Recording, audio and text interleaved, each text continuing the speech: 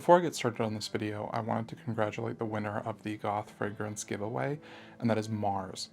Thank you all for starting to follow me before the first interview. I didn't get to all the tiers of the giveaway that I wanted, but I really appreciate every single one of you, and I'll look into how to do more sample giveaways and swaps and things like that to keep interacting. So thank you so much. September is one of those months that is a favorite of mine because the seasons are starting to shift and people start looking forward to holidays, but there isn't actually like all of the crazy socialization going on yet. But you have those beautiful days where the heat starts to taper off and the evening has that like slight chill to it. And you just really get to start enjoying fall and winter as it approaches. So I find this a very transformational time, this like fluctuating gap between beach vacations and the sweltering blue of summer and the warmer hues of fall starting to come in. And I thought that would be a good time to clear out some fragrances that I don't reach for and to lean into my personal shifting tastes of perfume. I want my perfume collection to change with me. It's not a numbers game, and it's not about amassing the most fragrances. The bottles behind me are meant to be a representation of any mood that I might have, and while a bulk of my collection is in samples and cataloged for future research, these are loves. So if you are just starting out, or if you are looking to smell good, I don't think you should feel pressured to have a huge collection. 3 well-curated bottles is just as valid as 78-ish. In September, I sold some bottles, I traded some others, I purchased some bottles, and I was gifted several things. So I'll cover that now, what left my collection and what's entered, and then we'll get into the top 10. So fragrances that I sold, and that's not because they're bad fragrances, they're just not meeting my needs right now, is Ordo Parisi Mega Mare, Filippo Sorcinelli's Opus 1144, Zoologist Penguin, and the Unleashed Apothecary's Tonka Tonkin 2. I traded Liquid Imaginaire's Bloody Wood, Etat Libre d'Orange's Fat Electrician. So those are the fragrances that left my collection. I purchased Rundholt's 20th of Mars 2022, Filippo Sorcinelli's Laves, and Contra Bombard 32, the Pearfat Discovery Set, and then I also got I Broke My Own Heart, Amicus Cumulus, and Bread and Roses. I bought Sense of Wood, Bread and Chestnut, the Sid Botanica's Liminal Creatures, Joram Studios' Spirit Cask and Phantosmia, the Hoshigato sample set, the Born to Stand Out sample set, Amphora's samples, the Jusbox Discovery set, and the Scout Dixon West Discovery set, as well as a ton of loose samples from Scent Bar and trades with friends and things like that. And then I was gifted several things this month. The Idle Specimen Index, so there are 2 new fragrances plus 2 samples of the ones I already have. The Dias and Durga Murder Mystery set, of which I have videos up, photos and videos of. Sid Botanica's Protean Desire, the Ormond Jane Amber Discovery set, Francesca Bianchi's Discovery set, and some samples from Sunsphere when I interviewed her. So thank you to those brands and stores and friends for the trades and gifted items to me. It's really an honor when people put their trust into me to put something into my hands for me to review, or just because you think I'd like it. I don't get paid to give good reviews. If I don't like something, I don't like it. All of that being said, I wore 43 perfumes and I smelled something closer to 340 because of something I'm working on for October. That is a lot of fragrances and a lot of competition to get into my top 10. So let's get into it. At number 10, we have Scout Dixon West, Coney Island Baby. When resident cool kid and beloved perfume persona and musician Scout Dixon West announced her perfume brand, I immediately scooped up a sample set. I think her launch really shows her very specific point of view and style. There's this kind of Western punk nostalgia to each of the 3 perfumes, but Coney Island Baby is truly unlike anything I've ever smelled before. It's this like vanilla soft serve and WD-40. It's an ice cream cone melting too fast for you to stop it from dripping onto your hands and smelling the brakes of the roller coaster grinding to a halt above you. It is the heat of the lights on the Ferris wheel while you play footsie with your crush. I really enjoy when someone takes a bold direction in perfume, and this one definitely did it for me. It was very, very cool. Congrats on your launch. At number 9, we have 4 Strange Women, November in the Temperate Deciduous Forest. 4 Strange Women has been on my radar for some time, and when I got a sample of this in a trade, I had no real expectations and just went directly on skin. And what I got was a cup of strong black tea while sitting in a moist forest, pondering the lives of the little things that skitter through the piles of wet leaves and soil. And I'm aware that that is a specific mood, but it is a mood that I thoroughly enjoy. There's this calming, atmospheric quality that I enjoyed very much, while also having this like witchy edge in the way that it's tinctured, the way that it smells tinctured, more than like a produced perfume. It's the essence of a time and place in a vial instead of like a perfume of neatly stacked and layered notes and chemicals. I want very much to get a discovery set and more samples from this brand to experience more of them. At number 8, we have Francesca Bianchi's The Mariner's Rhyme. If you've followed me for any amount of time, you would know I love aquatics. This one is less the sea as it is the sailor you've been longing to come home.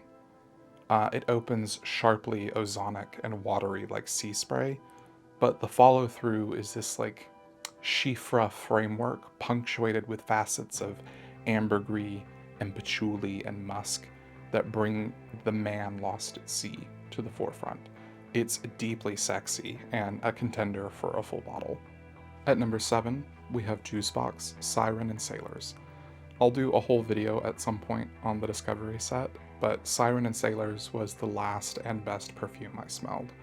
It's really a unique composition that just ripped through my system like the mellifluous melodies of Siren, or of the legend Amy Winehouse, for which the fragrance was inspired. It's hard to initially grasp what you're smelling. It just appears as this like loud, sweet, orange rosy colored scent in my palate, and as that settled, the initial chords kind of broke open into peach and osmanthus and rose, and that burned into this boozy patchouli and like musky vanilla. I really adored the evolution of this fragrance, and despite not being a huge fan of boozy or peach facets in a fragrance, this one was really stunning and really enchanting. I immediately went on to skin with it and wore it for like 2 days. Loved it. At number 6, Mythologia, Ghost of You. I have reviewed this perfume and reviewed it a lot because it's one of my favorites. It comes back on the docket this month because after getting my hands on the full bottles, I decided to send the samples out into the world with some perfume friends and get them to smell some of Kat's work. And Michelle, Mitchie Smells on social media, smelled the sample on live with me, and she actually started tearing up. And it kind of was so striking to see someone else experience the emotional story of this perfume and the way it made me wear it for like 3 days. It's firmly planted in one of my top 10 perfumes of all time. I love this fragrance. At number 5, we have Amphora, Primal Yell. I was so excited to get my nose on the first 2 releases of Amphora out of New York They are wildly different fragrances that have so much personality in them and are both so lovely in their own right. But for me, Primal Yell was some really incredibly nuanced ways of the way it opens with this like hot metal and cherry and almond, and it almost presents them in that order. And then dives into this lush labdanum sea. It's got these really interesting waves of patchouli and rose and animalics. It's really stunning, and I am excited to see them continue to grow as a brand and as a perfumer. At number 4, we have Sense of Wood bred in Chestnut. So earlier in the video, I mentioned I traded off Fat Electrician to a fragrance friend. Hi, Earl. Sometimes things line up in a way that resonate and almost seem predestined, because I traded off Fat Electrician, and then the next weekend I got Bread and Chestnut. And Bread and Chestnut is like the older brother of Fat Electrician, the older, more refined brother that like went off to school and got a good job, and they have trouble explaining at family dinner why they have money and they pronounce French words in the right accent. Sorry. The composition of Fat Electrician is really based and centered around like chestnut with sweet dry downs. And Bread and Chestnut trades the like fluffy aromatics of Fat Electrician for tonka, albanum, and rosemary. It's a gourmand with like so much luxury in it, and I just loved it. Can't wait to get into more of Sense of Wood. At number 3, we have Francesca Bianchi's Tyger. What immortal hand or eye dare frame thy fearful symmetry? Inspired by the poem by William Blake, this is a darkly narcotic perfume.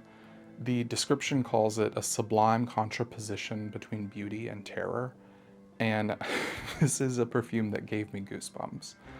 It opens with these honeyed florals, painting the perfume this like deep sheet of amber, with the subtle movements of patchouli and oak moss, sandalwood, and leather moving through them like a shadow. It has this weird, sexy vintage quality to it as well. Definitely another contender for a full bottle. At number 2, we have Pearfat's I Broke My Own Heart. When you have a list of perfumes to purchase that's 25 to 30 perfumes long, it is very rare for something to jump to the front of that line after first sampling. And most of Perfat's offerings are kind of like cheeky, fun stories. I Broke My Own Heart caught my eye because it's described as an animalic gourmand, and that is certainly what it delivered. On my skin, it wears like this woolly, animalic sweater of a fragrance studded with these moments of toasted coconut and seaweed that keep the fragrance moving forward. It's absolutely going to be something I wear quite a lot in the winter. I love this so much, and I was kind of starstruck moment when I ran into her in Nashville totally by coincidence at Refinery. And I was like, oh my god, I just bought your perfume. It was very cool. Love that one. And then finally, at number 1, we have Faviol Seferi's Insomnia. I have talked a little bit about how in the last like 4 or 5 months I've been entering my gourmand girly era. But I don't like overly sweet or like fluffy candy perfumes. I find myself drawn to dark, decadent, delicious fragrances. And that's how I found Insomnia. I almost blind bought it based on the notes and decided to sample it instead. I should have blind bought it. Dominant in this fragrance is this like dark, boozy caramel and patchouli and this like ambery, woody vanilla. But there's a ton of notes listed like chocolate and coffee, ylang-ylang, and it's just really stunning, completely underrated. It's a heavy hitter. I think the gourmand market is oversaturated, and I've never smelled anything like this. I will be getting a full bottle before winter because it's phenomenal. So, I had a lot of trouble coming up with this list, and even ranking them within the position of the list, I really enjoy seeing my sense of smell branch out and get into new territory. A lot of the scent profiles that made this list would never have even entered my collection a year ago. Likewise, things that I loved, I find I'm outgrowing. So I encourage you to keep smelling, and I encourage you to keep expanding your sensibilities around perfume. Let me know what you have been wearing. Let me know what you will be wearing as the seasons change. If you like this video, hit the like button, subscribe if you haven't, and tell me below, what are you looking forward to wearing in the next month or two? I'm Josh, your Goth Fragrance Bestie, and this has been my top 10 for September. Happy smelling.